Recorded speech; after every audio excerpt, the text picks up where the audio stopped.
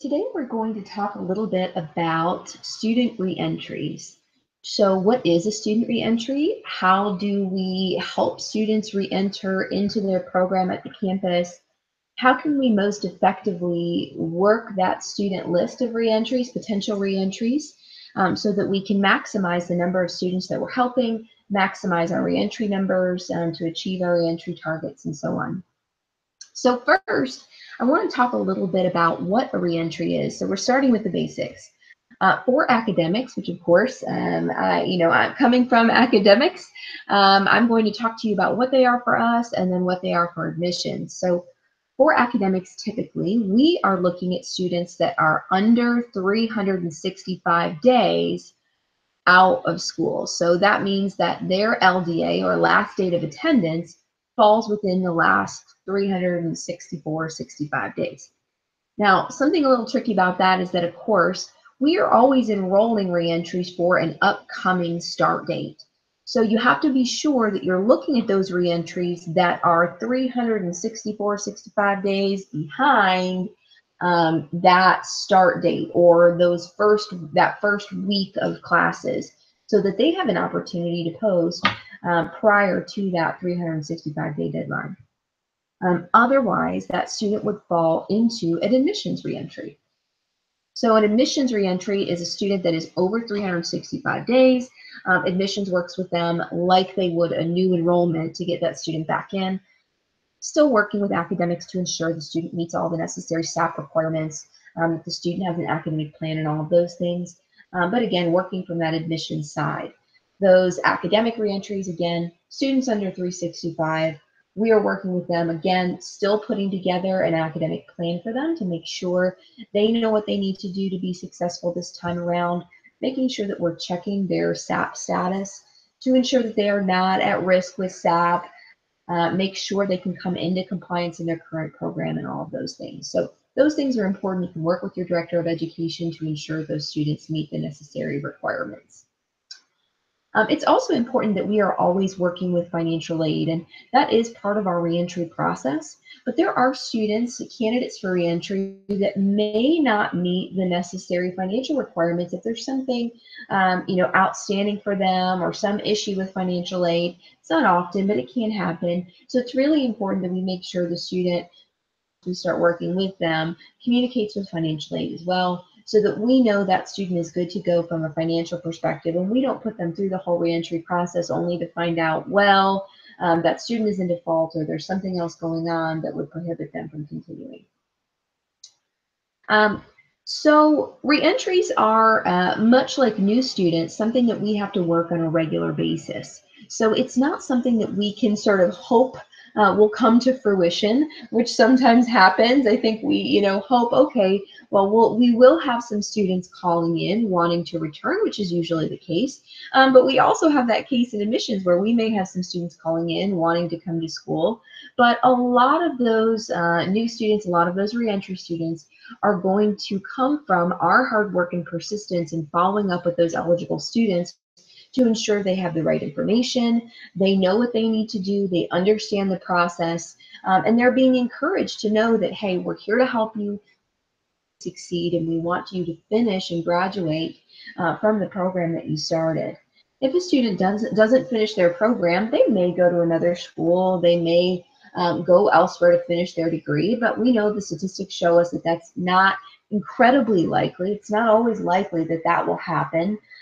So it's in their best interest to finish what they started so they're not left with debt, with things they have to pay back, with nothing to show for it. So no degree to earn additional income from, no additional skills to earn, again, potential new career or additional income from to help pay back those loans, again, if they take out loans and all of those things.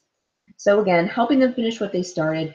We know that students have all sorts of obstacles that can cause them to withdraw. We know there's all sorts of reasons a student may drop out of school. We may not know the reasons. The student may have just stopped attending class. We weren't able to get in touch with them. And then up with our reentry pool, we're able to get in touch with them, find out what was going on so we can get them back into school. But it is really important that we understand that reentry students are often at-risk students, most often at-risk students. So it is really important that we are giving them sort of extra tender, loving care, making sure that we are helping them through the process, making sure that we aren't afraid to identify what those issues were that they were struggling with previously that caused them to leave school, so that we can make sure that those are resolved or they have the proper resources to ensure they are resolved so that they can be successful this time around. Simply working with a student on reentry and not acknowledging that there was a prior issue and sending them right back into class is a setup for failure. Reentry students, again, are at risk, so we don't want them to be a student that suddenly disappears again once they return to school and has the same issues over and over. Because then again, you're incurring further debt or you're having further charges, things that we don't want for them. We want to work with them, help them be successful from the get-go. To ensure that we are working with those students and coming up with a plan to help them be successful. And reinforcing to that student that they really need to be accountable for their success moving forward, and that we understand that, again, they struggled previously and we want to see them succeed. And we have the resources and the support available to help them.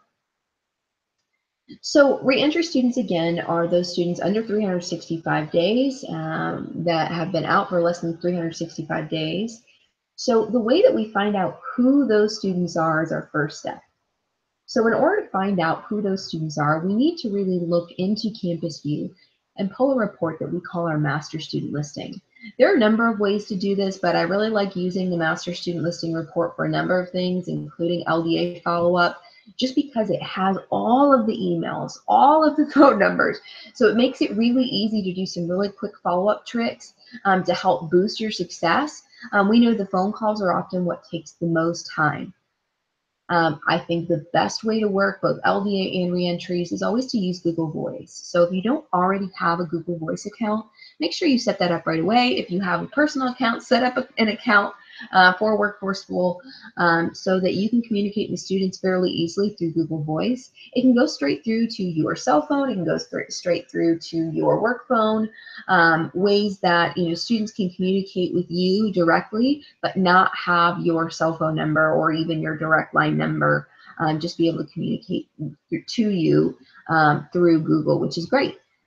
So it also allows you to text them without them seeing like a personal cell phone number or anything like that, and so on. So set up that Google Voice. The way that we can pull that master student listing report is to go to Campus View, and let me go ahead and share my screen with you.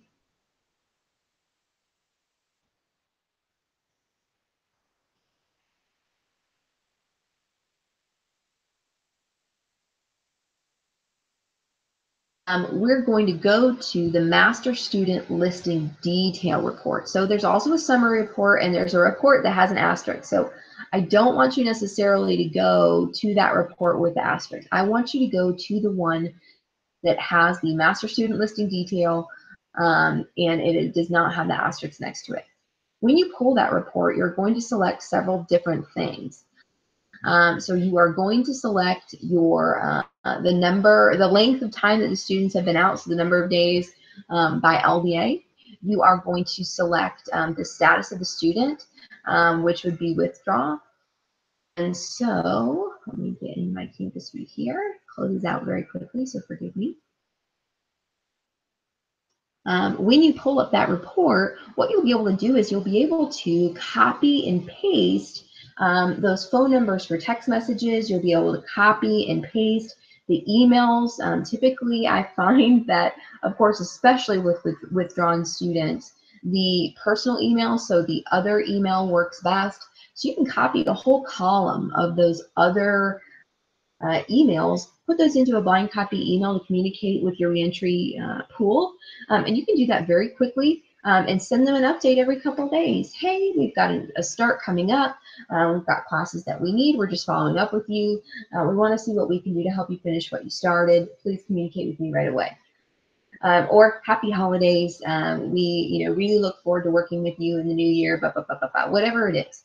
There are all sorts of things you can send. How are you doing? I really do recommend sending emails and text messages with a prompting question to prompt the students to respond to you. I find that oftentimes we send emails to students, both current students and withdrawn students, that simply state facts. Again, like I said, we look forward to having you back. That may be true, but you're not prompting a response from the student. That's really what you want. So we look forward to having you back. Have you thought at all about coming back to school? Now that is asking for a yes or no question, and I do have an overcoming objections training as well on this channel that you can go to learn a little bit more about ways to overcome objections, ways to engage with potential students, current students, things like that. That will be helpful as well as you're working through reentries, just because we know reentries oftentimes have objections in addition to current students.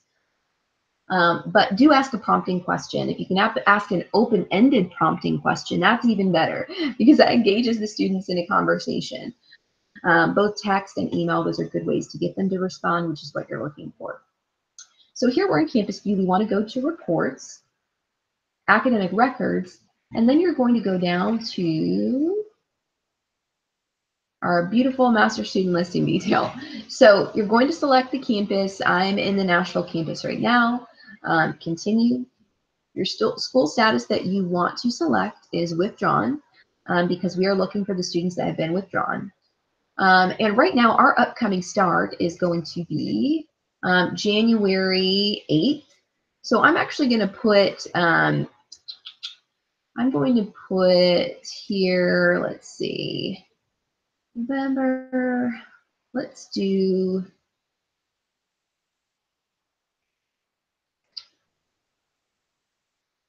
January 15th through, let's see, through today. So any student that's withdrawn today or prior to today since January 15th, that means by the time we get through that first week of the upcoming start, those students will still be within that 365-day time frame on their LDA. So then we go ahead and preview. So again, when you export it, you're going to have phone numbers, emails, all those things ready to go that you can copy and paste from those columns right into Google Voice and so on. So that is how you pull the Master Student Listing Detail Report for reenters. So just be sure that you are looking carefully at the list, that you are identifying any students that may not be eligible due to financial aid reasons, due to SAP reasons. You may know who those students are. You may or may not have any students that were dismissed for conduct reasons. Hopefully you have none of those. You may, if you do, again, pulling those students out is important because if you're distributing your reentry pool list, you just want to be sure that you're not sending, emails, phone calls, text messages to students that are not actually eligible to return, which doesn't happen all that often, but there are a handful of those folks we have to pay attention to. So that's how you're going to pull your reentry report. So that's really important. Obviously a key component to what we're doing. So once you have identified how to pull the report, you want to work that report every day. So you don't want to simply hope that you are going to get the students you need to achieve your reentry targets. You want to make sure that you are working diligently every day towards those targets. So that means calls, texts, emails, just like our retention work that we do with our current students. We want to do that as well for our reentry students. So it's really important, again, that we are tracking that. I recommend having maybe in a Google Drive, a Google folder, or file the list of reentries that you have to work, and then tracking the follow-up with those students, whether you have a team of people or one person working it. So you can always see when the most recent contact was with that student. When did we most recently send an email or a text or a phone call that student? And you would be surprised. You can call a reentry 40 times, and it's the 41st time that student ends up picking up the phone and answering. So don't give up. Be persistent, just like you would with a current student. Again, we're here to help those students. We're not here to pester them. If a student does tell you that they don't want to be contacted further, that's fine. You can just go into Campus View, put do not call, and that's that. But for the most part, you are going to find that students are fairly responsive. They may have reasons why they can't return right now, but then always engage them in a conversation about when can you return? What do we need to do to help you so that you can find the right resources to get to a place where you feel confident pursuing your degree again? And students only have a certain amount of time with their grace period of loans and things like that. And sometimes that can impact their decision as well. So again, always an important reason to get them involved with financial aid so they can have a good conversation with them about where they stand. But again, persistence is key. I just can't emphasize that enough. Don't give up. Make sure you're working that list every day. Don't let a day or a week go by where you're not working it. Just like admissions, admissions would never fathom not following up with their list of potential leads for students coming in an upcoming start. They've got lists of students that have reached out to us that want to enroll in school. And it's their job to keep following up with those students to make sure they have the right information to make an educated decision about starting a program with us. And the same thing goes with reentries. So we want to be sure that we are working with those students. We are continuing to reach out. We are offering them all the support that we can. We made a commitment to them when they enrolled in school and they started school, and we don't want to give up on that commitment. We want to do everything we can to support them and help them through that process to get back in and walk across that stage at graduation. And those kinds of sort of visualization reminders of, why they started, why was this important to you? Ask them probing questions about, why did they start their degree? What was it that they wanted to change? Was it a career change? Was it simply to start a career, to have a better future for their children, for their family, to achieve something themselves? Whatever it was, we want to be sure we are identifying that motivating factor. Again, we're asking probing questions so that we can remind them why this was important to them, to trigger them to continue to pursue their degree. And again, finish what they started, graduate, and find that better life, that change that they were looking for. I am always available for questions. I know this was sort of a brief training. There's so much that goes into following up with reentries. I do think, again, it's important. Send text messages regularly, send emails, touch base with those reentries about events happening on campus so they know that there's always exciting activities happening. You'll have their addresses as well in that master student listing detail report. So you can send them cards and letters and notes. Handwritten notes are always a great idea. Do that once a month. Just reach out to them with a handwritten note and let them know you've missed them on campus and you'd really love to have them back in their program. You're there to help. What can you do to help them? So again, lots of things we can do with reenters, and I'm sure we'll have more training to come, but at least that's a jump start to help you understand what a reentry is, how to find your pool of reentries in Campus View, how to work those reentries from that master student listing detail report. And then, of course, going in, some of the things that you want to say to reenters, some of the things you can do to help sort of trigger them to remember why it is they started their degree. And then, of course, go in and review that overcoming objections training as well, because that will help you understand how to best work with a student that has certain concerns, issues, struggles like our at-risk students do, which, again, most of our reentry students are, so that you can approach those conversations in the best way possible with a favorable, positive outcome for the student. So please let me know if you have any questions. I'm always here to help you, and we will have more to come. Thanks so much.